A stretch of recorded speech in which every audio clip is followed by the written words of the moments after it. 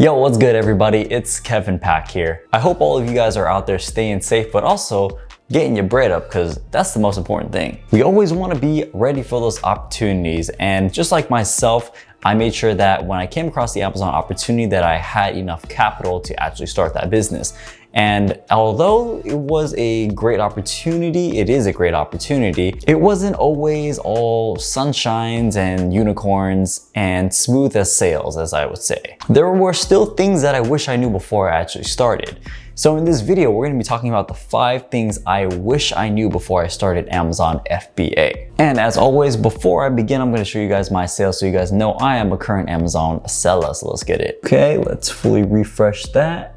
Boom, there you go, just like that. So a little over almost $600 today so far, and we've done about $385,000 in the last year so far, last 12 months. So let's move on to the first thing that I wish I knew before I started Amazon FBA, and that's going to be product research and how to correctly go about product research and getting experience about product research, because a lot of the times product research isn't going to be something that you spend just a couple hours in a day and then you'll find a product right off the bat, right? Especially if you're a noob and you don't have really a general sense of like what's a good product, because most new people really think they can go in and just like sell a cup, just like a cup, and they'll think like, oh, this is a great idea, when it's really like, no, this is a terrible idea. Cups on Amazon are horrible. And it's not only until you gain more experience or go into it with knowing like, hey, avoid this, avoid that, look for this, then you would know to increase your chances of finding a product that way. So I wish I knew I had a better understanding of product research and understanding like most products are bad out there, and you have to learn how to basically filter out all the bad products so you could see more of the good products out there, and really understand that it's not just as simple as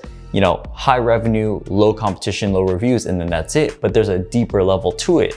And we're gonna get into the next points after that, but there's more than just that, and that I wish I learned the deeper level thinking of product research. Now that takes me to my second point that I wish I knew, was product differentiation. And you guys hear me all talk about this all the time about product differentiation, because that's the reason my account is successful. That's how I made the progress that I have so far, and how I'm gonna continue to make progress is because I figured out how to do product differentiation, meaning that I find a potential product that has good numbers, is not patented, and then I figure out, how do I improve this product? How do I add value, and how do I give customers a reason to buy my product over your competitors? Is there something missing in the market? Is there something I could fix? Is there a way I can make it look better? Can I bundle it with a complimentary item?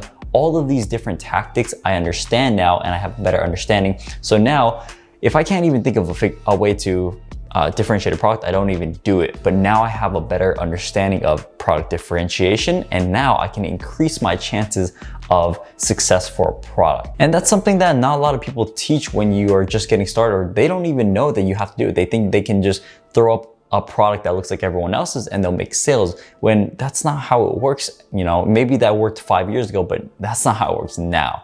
Nowadays, we need to innovate a little bit, and just whatever's working now, improve it a little bit better. It doesn't have to be crazy, you don't have to change the entire product, but you have to slightly improve it enough for people to want to buy your product. Moving on to the third point is cash flow and inventory management. Wow, this one is one of the biggest things you need to learn, okay? So when we go into Amazon, and there's a lot of people out there saying, you can start off with just $1,000 and everything like that, when in technicality, yes, is technicality a word? Yes, you can start off with, a low budget of $2,000, $3,000, but can you maintain the business afterwards is the thing. Can you maintain it and make it successful? Because you can't if you only have that much money into to your name for inventory. If you only have $1,000 for inventory, you're not gonna have enough money to buy your next batch of inventory, because you're not getting paid for that inventory that you make sales from just yet.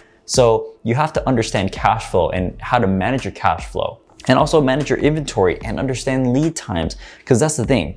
Once you find a successful product and it sells out, great. Selling out is a good problem to have, but not once you've gained experience, not after a while. Once you've already established your business, is not a good thing to be out of stock. It's really not. You know, it's good in the beginning because you validated your product and you know it sells well, but now you have to be able to hold that all the way through. So you have to know how to manage your cash to make sure you have enough inventory or enough money to pay for inventory and keep up with demand. And then also you have to learn how to manage your inventory and know like, okay, how many do I need?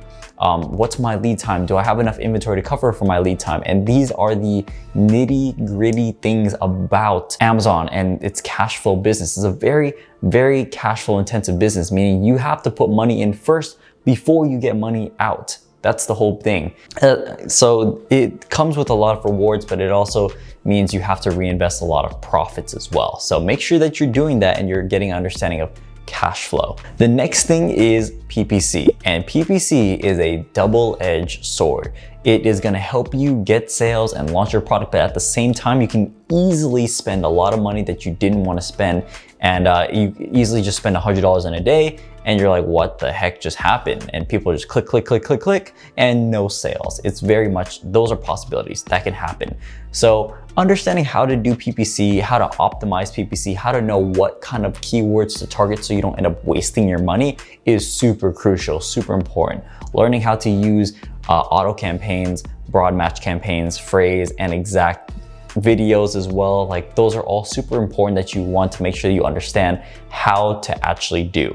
If I learned how to do PPC, I would have saved so much money, thousands of dollars per month. You know, understanding if I just focus on just these keywords instead of these, you know, learning how to negate these and then changing the bids on certain keywords, it's just crazy. So do yourself a favor, understand PPC before you get into Amazon, or at least like learn it while you're launching your product and really take the time to understand it, because you know you can't really learn PPC until you actually start it. But once you start, you really need to understand it. You really need to dive down to it. So PPC, you need to know it. You need to know. And the fifth and final thing is the whole accounting aspect of Amazon.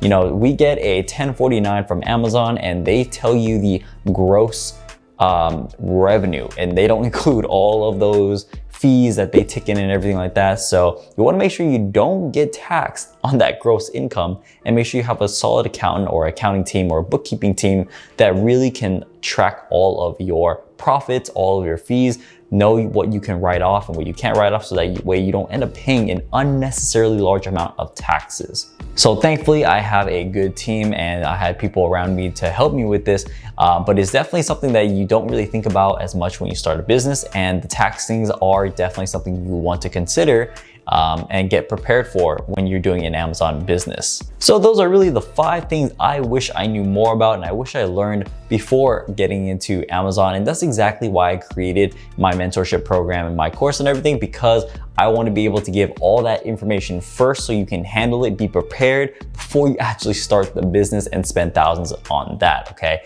So that's why these things exist.